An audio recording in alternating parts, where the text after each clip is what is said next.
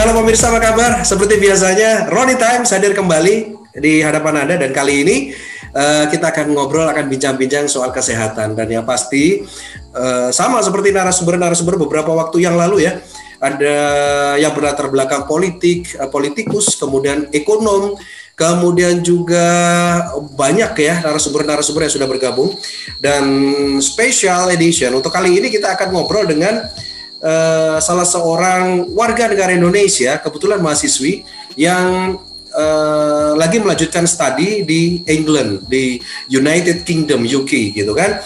Nah, sebelum saya perkenalkan pemirsa, Indonesia beberapa waktu yang lalu, bahkan kemarin ya, kita baru saja merayakan ulang tahun COVID Corona masuk ke Indonesia, sudah 1 tahun. Dan yang pasti dalam kurun waktu 1 tahun ini belum selesai sebenarnya, coronanya belum tertangani dengan baik meskipun grafiknya sudah melandai. Tapi 2 minggu yang lalu kita dikejutkan dengan masuknya corona untuk varian B117. Nah, seperti kita tahu B117 ini adalah virus yang berasal dari Inggris gitu ya. Tapi alhamdulillah dari 2 orang menjadi 4 orang. Informasi dari Ketua ID Purwakarta, Dr. Susilowatmojo, kemarin saat kita berbincang-bincang di Ronnie Times, menyatakan bahwa 4 orang ini sudah terkendali, artinya ini sudah tertangani dengan baik dan bisa dilokalisir tempatnya sehingga tidak menyebar kemana-mana. Nah, kita masih berbicara soal corona pemirsa.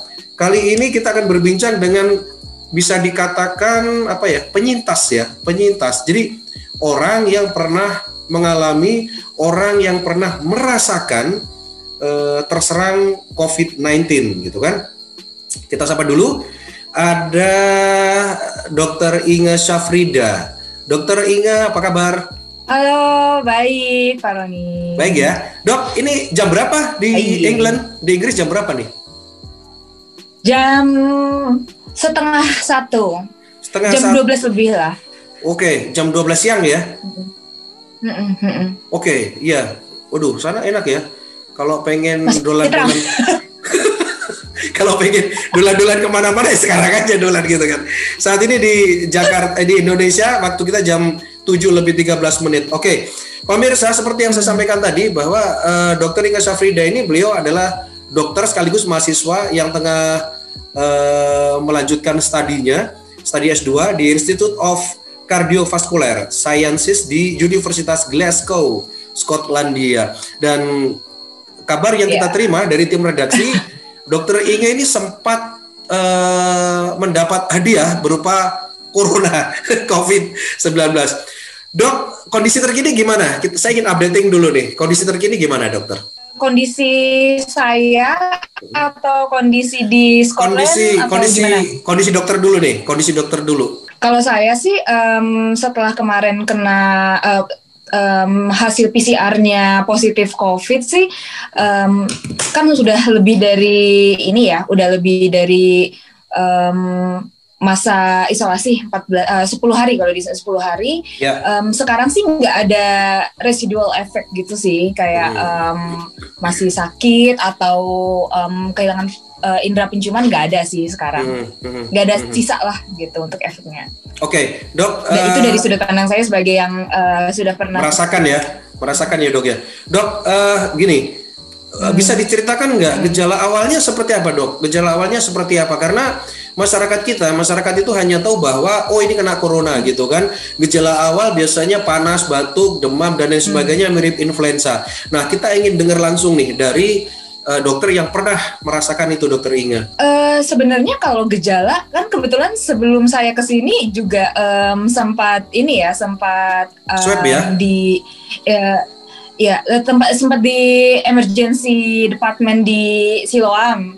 Dan itu pasien yang saya tangani gejalanya macam-macam, tidak spesifik sebenarnya. Tapi yang pasti yang saya alami juga dan kebanyakan pasien-pasien itu alami karena ini infeksi, yang pasti sih demam ya. Walaupun kadang beberapa orang datang demamnya tidak terlalu tinggi gitu. Tapi yang hampir pasti itu demam. 90% pasien termasuk saya itu presented by fever. pas pertama gejala. Demamnya itu berapa lama, Dok? Berapa hari atau berapa minggu gitu dirasakan sebagai indikator awal? Kalau saya sih demamnya cuma 1-2 hari ya. Gitu. Ini kan sesuai sama karakteristik infeksi virus yang memang kalau demam itu nggak sampai lama tapi langsung tinggi. Kalau saya seperti itu. Saya waktu itu sempat 39 sampai 40 waktu itu. Cukup tinggi ya. Tapi jadi, cuma sebentar, cuma 1-2 hari aja gitu. Oh, demamnya 1-2 hari ya, Dok. Setelah itu seperti normal gitu ya kondisi tubuh ya? Iya, kayak gitu. Terus beberapa pasien ada yang sampai, iya nih udah demam sampai 5 hari katanya kayak gitu. Kalau saya pribadi sih sesuai karakteristik virus aja, jadi demamnya itu cuma 1-2 hari ditambah suplemen kayak vitamin C dan lain-lain. Di hari ketiganya udah mulai berangsur-angsur turun. Oke. Dok, dokter sempat gak merasakan seperti yang kita tahu ya, ada yang sampai mengalami sesak nafas, bernafas susah, paru-parunya sudah terinfeksi atau gimana gitu kan? Nah, Dok, pernah nggak apa dokter juga merasakan hal-hal seperti itu? Enggak, alhamdulillah. Saya sih walaupun dapat hadiah, tapi alhamdulillah gejalanya tidak severe, tidak seberat pasien-pasien yang mungkin alami gitu. Kayak sesak nafas, bahkan batuk pun saya enggak. Oh, oke, Dok. Kebetulan dokter ini kan seorang dokter ya, pasti paham juga untuk apa yang harus dilakukan. Dok, gimana orang sampai terserang paru-parunya gitu, sesak nafas dan sebagainya. Nah, antisipasi dokter apa? Sampai tidak melewati fase yang paling berat itu kan ketika penciuman hilang, kemudian juga kesulitan untuk bernafas. Dokter menghadapi fase itu dengan apa nih? Kalau saran saya sih sebenarnya gini, saya mau sedikit memberitahu sebenarnya penciuman yang hilang itu belum tentu sebagai gejala terberat, karena beberapa teman saya yang saya kenal gitu sempat positif PCR-nya, dia gejalanya hanya penciuman hilang, tapi lain-lain dia masih bagus gitu, tidak ada sesak nafas, tidak ada demamnya juga tidak terlalu tinggi kayak gitu. Jadi sebenarnya jangan sampai kehilangan fungsi penciuman itu consider as the most severe effect of COVID gitu. Jadi tidak semua kehilangan daya penciuman itu, wah ini indikator awal dari COVID gitu ya, Dok ya? Itu dia, tidak spesifik, bisa iya bisa enggak kayak gitu. Ada yang kehilangan indera penciuman tapi ternyata hasil PCR-nya negatif, ada juga yang kayak gitu. Kayak gitu. Jadi ini berhubungan sama saran yang mau saya sampaikan gitu. Ini kan lagi masa pandemi, dengan gejala yang tidak terlalu spesifik, saya rasa do not underestimate even the simplest things of your body gitu loh. Jadi memang sih gejalanya mungkin cuma demam. Bukan beberapa orang. Saya rasa banyak orang di Indonesia demam dikit, masuk angin nih, krokin aja. Kan biasanya kayak gitu. Iya. Ini kan lagi masa pandemi. Saran saya sih be aware sama gejala-gejala itu. Cuma demam sih memang, tapi apa salahnya sih diperiksakan ke rumah sakit atau ke fasilitas kesehatan terdekat gitu.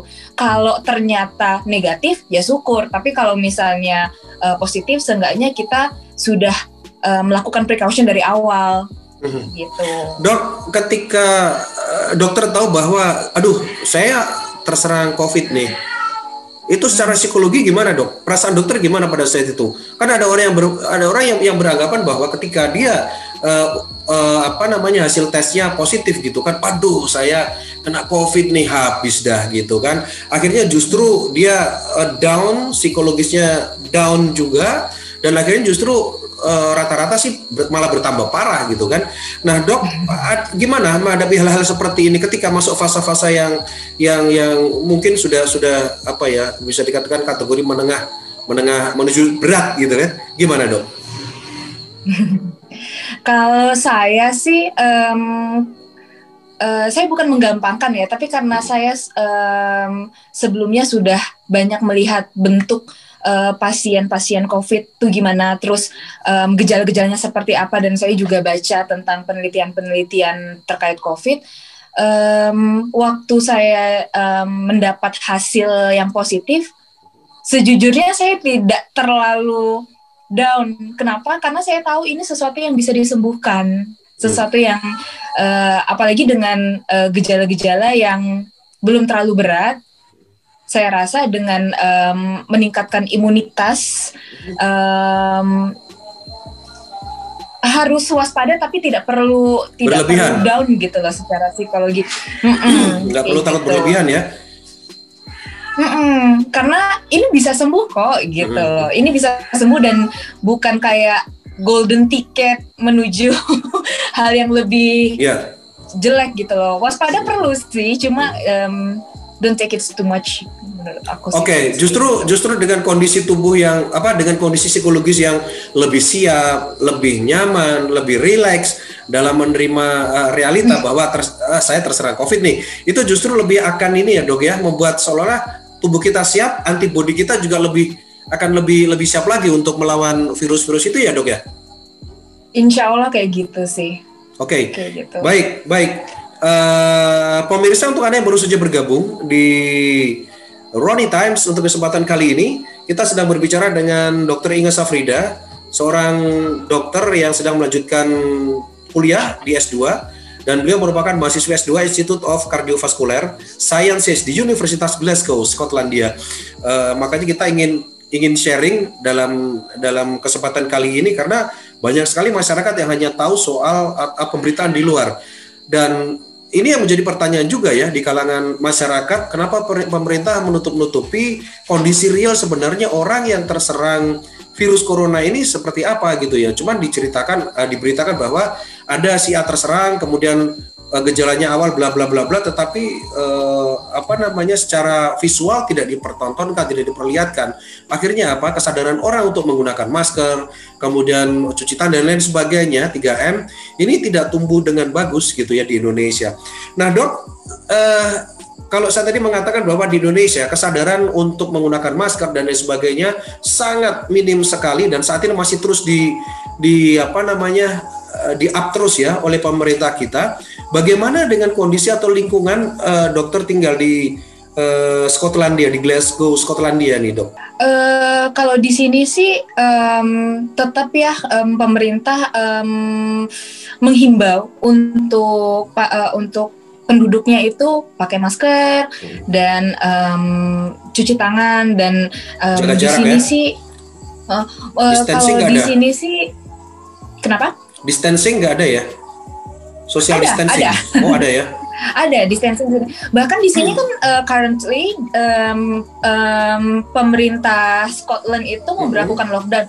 Awalnya sih dari England dulu, terus ternyata menyebar ke Scotland. Scotland juga harus lockdown per Februari kemarin. Itu total lockdown. Yang tadinya cuma tier 3, jadi kan kalau di Inggris nih ada tingkatan-tingkatannya.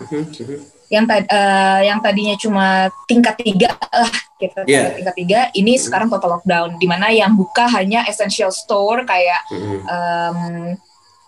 grocery, apotek gitu, dan tempat makan boleh buka tapi tidak boleh dine in. Jadi di pintu masuknya itu ada meja saya kan suka ngopi ya, baristanya itu ada di depan situ, jadi kita mesen tuh nggak sampai masuk ke kafe gitu. Itu menurut saya itu salah satu peraturan pemerintah tentang distancing sih, consider as a distancing kayak gitu. Oke, dok, kemudian kalau ini ya, kalau antri dia udah kalau maaf kalau di Indonesia kan setahu saya antri aja, make a line gitu ya.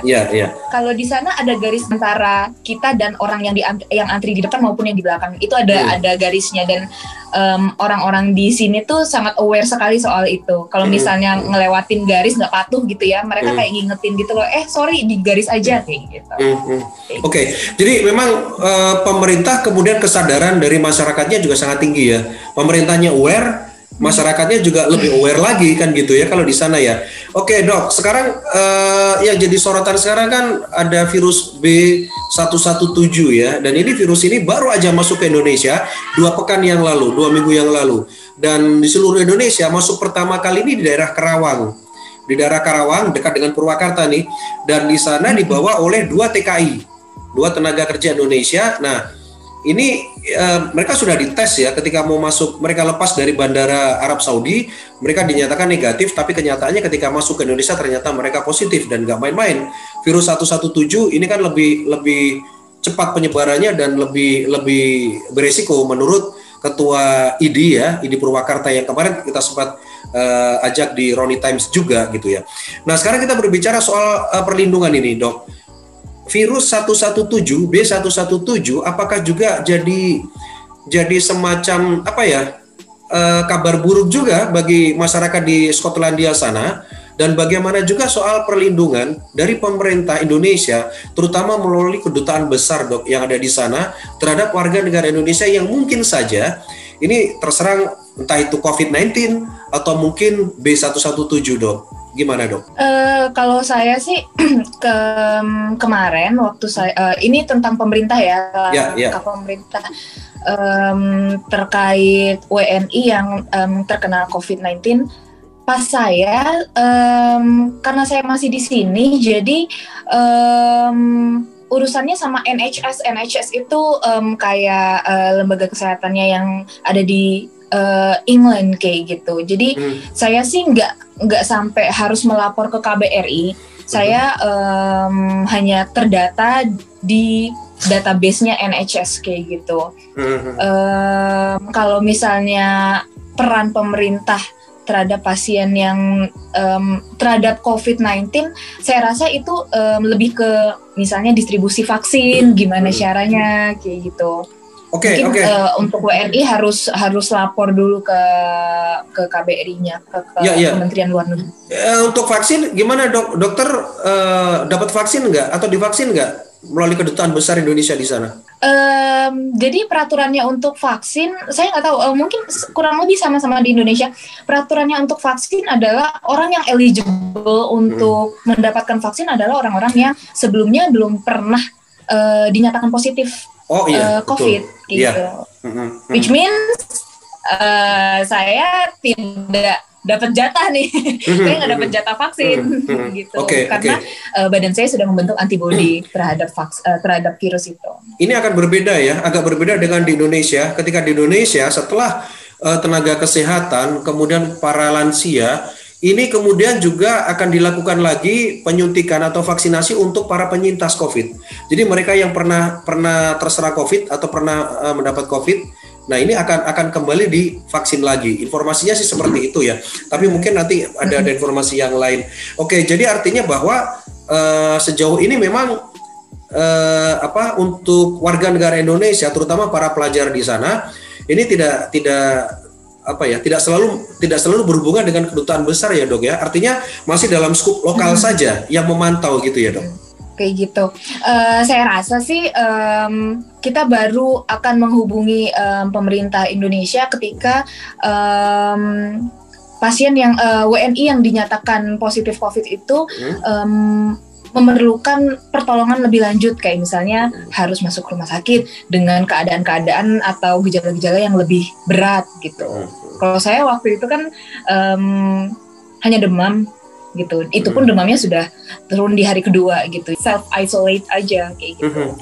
Mungkin yang harus diketahui sama KBRI itu ketika warganya ada yang memerlukan perawatan lebih lanjut, yang memerlukan fasilitas kesehatan gitu. Tapi Dok, sejauh ini hubungan dengan kawan-kawan kita di kedutaan besar di Inggris sana sebenarnya bisa terjalin ya, atau ada komunikasi ya Dok ya dalam kurun waktu tertentu, misalnya ada apa namanya, diundang ke KBRI kayak gitu seluruh warga negara Indonesia di luar negeri, khususnya di Inggris, atau tidak ada, Dok? Atau hanya via email atau apa gitu, Dok? Kan sebenarnya warga negara Indonesia di Inggris tuh cukup banyak, dan itu dari berbagai kalangan, ada dari pelajar, ada yang diaspora yang memang dia tinggal di sana entah menikah atau bekerja gitu. Jadi saya kurang tahu kalau yang kalangan masyarakat yang lain, tapi kalau saya sebagai pelajar, saya kan tergabung dalam PPI ya, Perhimpunan Pelajar Indonesia. Nah itu ada 1-2 kali pertemuan sama KBRI. Oke, artinya bahwa pemerintah tetap tidak melepas begitu saja kan? Artinya tetap ada controlling dari pihak pemerintah Indonesia. Baik, ini ada Silvano dari Tebet, dari Jakarta nih. Silvano dari Tebet, Jakarta, 0877 0963 sekian. Sejak September 2020, Skotlandia terus jadi sorotan karena lonjakan kasus aktif COVID-19. Bahkan varian virus baru B117. Dalam webinar The Diplomacy of Protection Indonesian Citizen During COVID-19 yang digelar Universitas Islam Indonesia beberapa waktu lalu, menyebutkan kedutaan besar Indonesia di beberapa negara untuk upaya repatriasi. Nah, sampai sejauh mana perhatian kedutaan besar Indonesia di sana? Apakah sebatas himbauan repatriasi, vaksinasi di Skotlandia, atau bagaimana? Ini tadi sudah terjawab sih sebenarnya, Dok ya. Tapi kita baca biar yang kirim WhatsApp seneng. Udah dijawab tadi sama Dr. Inge bahwa tetap ada controlling, tetap ada komunikasi meskipun lewat PPI ya, Persatuan Pelajar Indonesia di sana.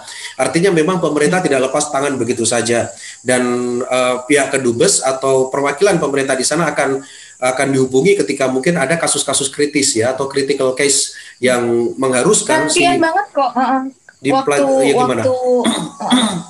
Waktu sekitar bulan Januari itu ada kayak meeting dadakan gitu, khusus untuk membahas ini dari pihak KBRI, khusus untuk membahas ini sama pelajar-pelajar PPI itu, pelajar-pelajar Indonesia. Oke, artinya memang sangat care ya, mereka dengan sangat peduli concern ya dengan warga negara kita. Baik, kemudian dari Cianjur ada Kinan 08135422 sekian. Adakah upaya dari Anda untuk mendaftarkan diri ke database Kementerian Luar Negeri? Mengingat hal itu memang bukan kewajiban WNI di luar negeri dan Kementerian Luar Negeri, namun untuk menjamin mendapatkan hak-haknya. Pertanyaannya, hak apa saja yang sudah dipenuhi kedubes Indonesia di sana yang bisa Anda rasakan sekarang? Ini udah merasakan apa aja, Dok? Pemberian apa aja dari kedutaan besar atau dari pemerintah kita di sana? Mungkin dalam bentuk perhatian ya, dalam bentuk perhatian tadi ya, Dok ya. Iya, kebetulan kan untuk menjawab yang pertama, apakah saya sudah lapor diri ya, gitu ya pertanyaannya ya? Ya, betul. Apakah saya sudah? Kebetulan walaupun tidak wajib, tapi saya sih sudah lapor diri ke KBRI. Lapor diri apa ya? Maksudnya lapor diri bahwa saya mungkin keberadaan ya? Atau sebagai pelajar ya? Kalau untuk keberadaan saya sudah lapor di awal banget saya datang. Oktober kan. Di Oktober itu saya sudah mendaftarkan diri. Kita sebutnya lapor diri KBRI. Nah, itu sudah saya lakukan. Berarti database saya sudah terekam di KBRI itu.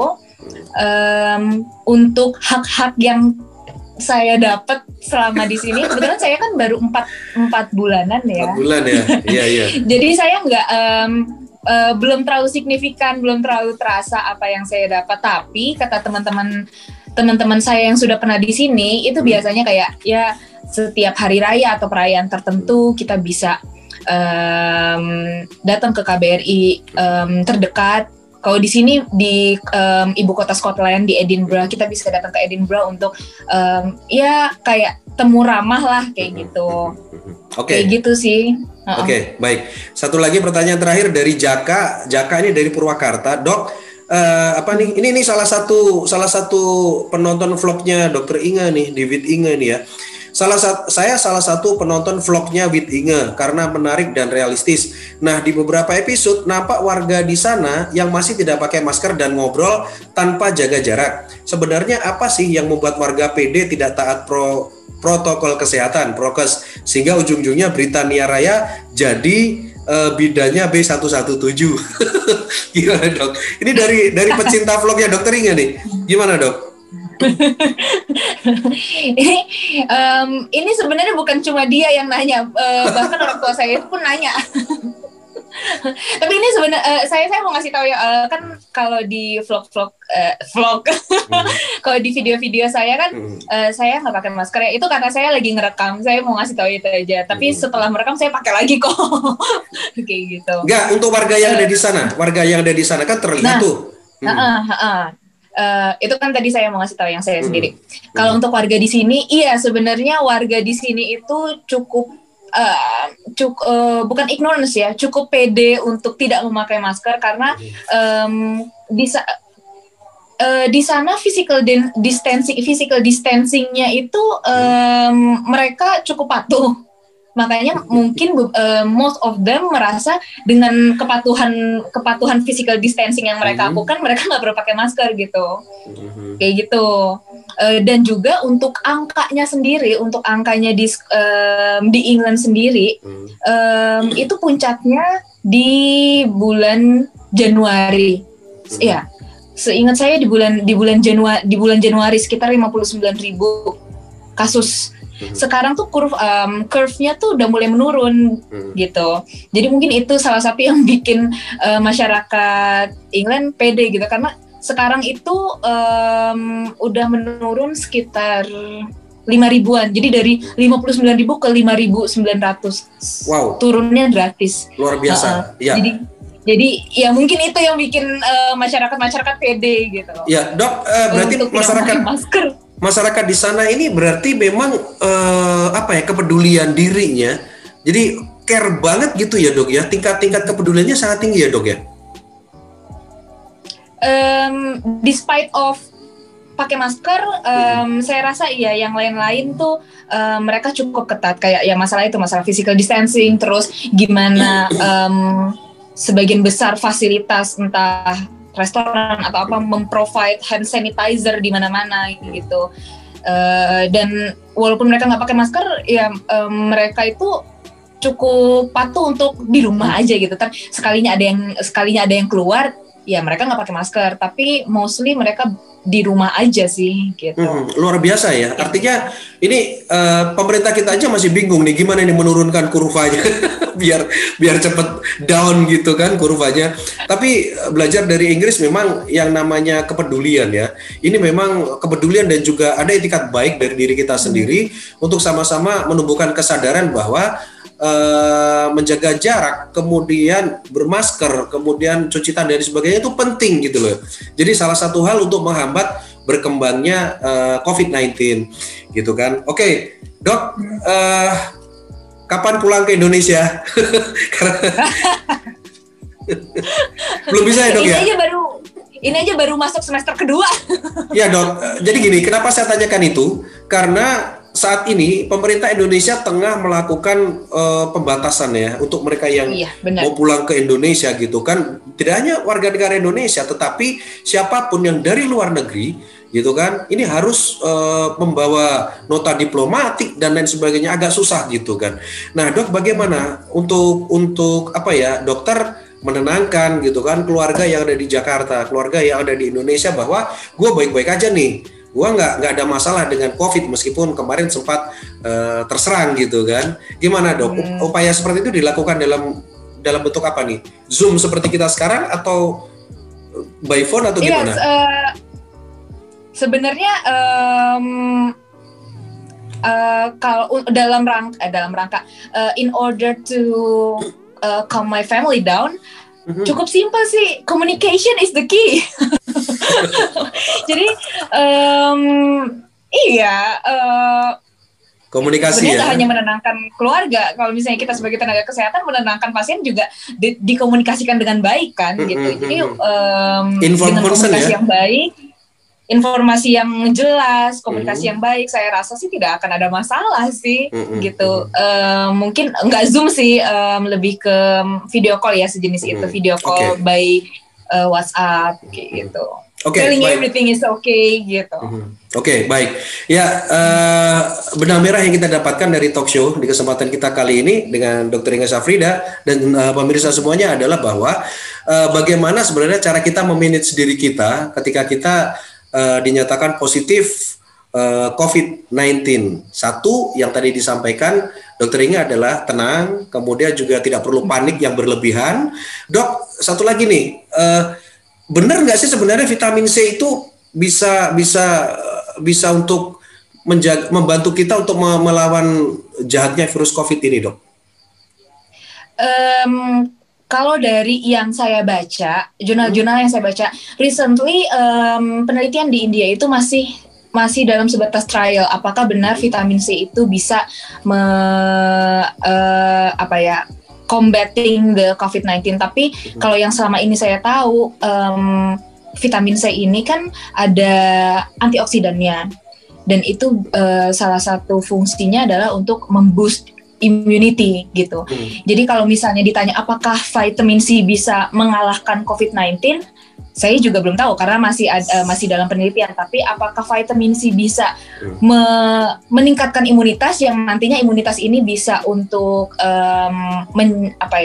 mensupres efek jahatnya COVID-19? Iya. Jadi vitamin C menurut saya kayak indirect effect untuk COVID-19, tidak untuk menyembuhkan, tapi untuk memboost imunitas kita aja. Oke, jadi lebih pada daya tahan tubuh ya, Dok ya? Iya, seperti itu. Baik. Karena kalau untuk namanya COVID-19, namanya COVID itu kan virus, untuk melawan atau mematikan virus itu bukan dengan vitamin tapi dengan antivirus kan. Iya, betul. Dan sampai sekarang memang belum ada antivirusnya ya. Oke, baik, dokter, sebelum kita akhiri, biasanya kan Dok, kalau orang kuliah dan lain sebagainya itu kan pasti, apalagi dokter di negara orang nih, tinggal sendirian di negara orang, jauh dari orang tua, jauh dari keluarga, untuk mengisi kerinduan, kekosongan, kesepian dan lain sebagainya. Dokter ngapain biasanya, Dok? Apakah nyanyi, jogging, atau mungkin dokter akrobat atau gimana, Dok?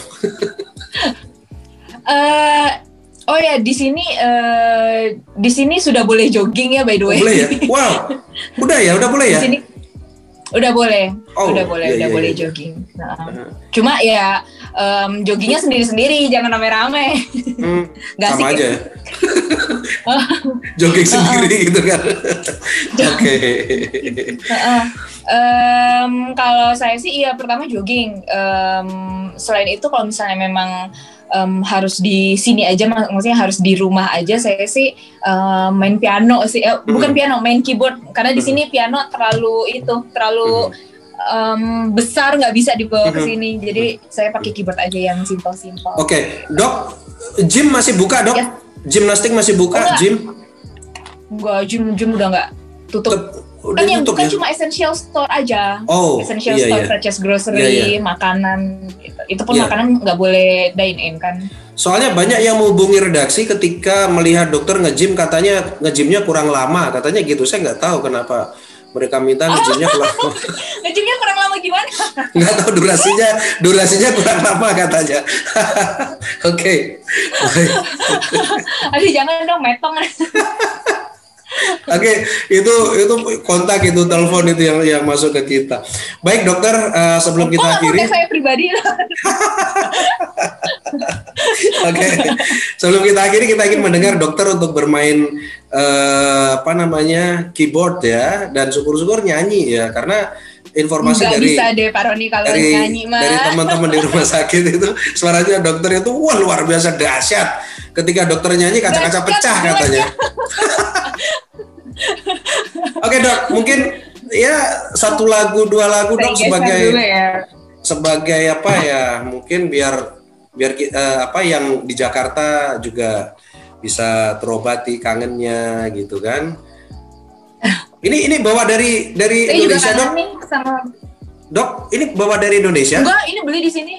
Oh, gitu ya? Beli di sini. Kalau bawa dari Indonesia overweight banget koperku. Enggak cukup juga sih. Gede banget. Ya, harus di ini ya, bagasi ya. Lagunya dangdut dok, mungkin sukanya kan dangdut ya dokter? Nggak bisa. Ya? Oh nggak bisa. Oke. Nggak bisa. Oke. Apa ya lagu? Lagu oldies atau apa? Silakan aja. Kayaknya lagu oldies aja ya, lagu oldies yang cukup terkenal tuh. Semoga tahu. Karena saya seleranya selera tua nih, evergreen. Easy listening nggak apa-apa. Silakan dok. Saya adjust ininya dulu ya, tempat duduknya dulu, soalnya kalau misalnya nggak nyaman jadi salah-salah nih. Dok, ini kan ada keyboard di situ ya. Di sana gitu di sana itu juga ada tukang-tukang elektron nggak dok? Elektron. Organ tunggal gitu. Kenapa nggak ada ya? Gimana? Di sana nggak ada tukang nggak organ ada. tunggal gitu ya? Oh nggak ada ya? Ya siapa tahu ketika daripada bahasanya nganggur kan. Keren ya elektron. Oh ternyata organ tunggal. Daripada nganggur di kos-kosan sendiri kan mending kan kalau ada hajatan gitu kan bisa ikut main gitu kan dok. Nanti ini dong memanggil masa dong.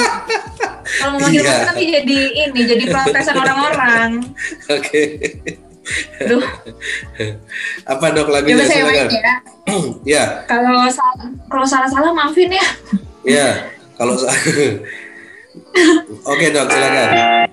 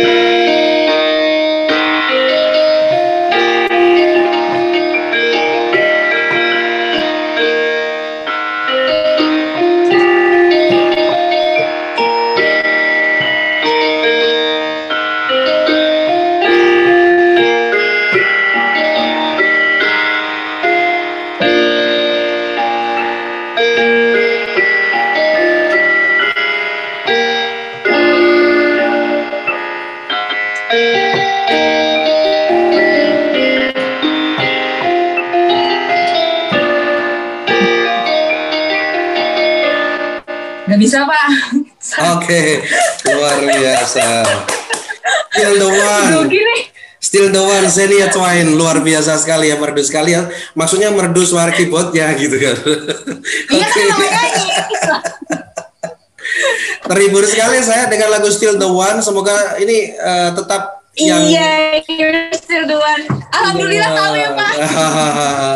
Still the one, Shania Twain ya. Dan ini Still the one maksudnya tetap untuk Indonesia yang ada di hati, hanya satu-satunya Indonesia. Semoga gak dilupakan Indonesianya. Baik, Dokter Inga, terima kasih banyak. Harga mati. Iya dok, jargonnya gitu ya. NKRI harga mati. Baik dokter, terima kasih banyak waktunya di kesempatan kali ini. Di sela-sela istirahat kita ajak berbincang-bincang, ketemu dengan para pemirsa Roni Times untuk kesempatan kali ini. Terima kasih dokter, dan terima kasih juga lagunya luar biasa. Terima kasih juga. Ya, sampai jumpa dok. Selamat belajar dok. Semoga sukses. Makasih Pak. Baik, pemirsa, demikian tadi bincang-bincang kita, talk show kita di Roni Times untuk kesempatan kali ini, dan semoga bermanfaat. Dan satu, tapi sebenarnya benang merah yang bisa kita dapatkan, benang merah yang bisa kita ambil adalah bahwa tetap ketika kita terserang COVID-19, tenang dan buat diri senyaman mungkin, dan tidak usah terbebani dengan hal-hal yang mungkin kaitannya dengan penderitaan yang sudah termuat di media-media massa, bahwa wah nanti sakitnya seperti ini. Justru kondisikan tubuh Anda lebih enjoy. Justru kondisikan tubuh Anda lebih tenang lagi, dan ikuti saran dan petunjuk dari dokter. Saya Roni untuk kesempatan kali ini di Roni Times pamit undur dari hadapan Anda. Kita nanti akan bertemu lagi dengan narasumber-narasumber yang lain, diantaranya Ketua KPD Provinsi Jawa Barat, kemudian beberapa tokoh nasional lagi yang akan kita ajak, kita undang di Roni Times untuk waktu-waktu yang akan datang. Sampai jumpa dan salam.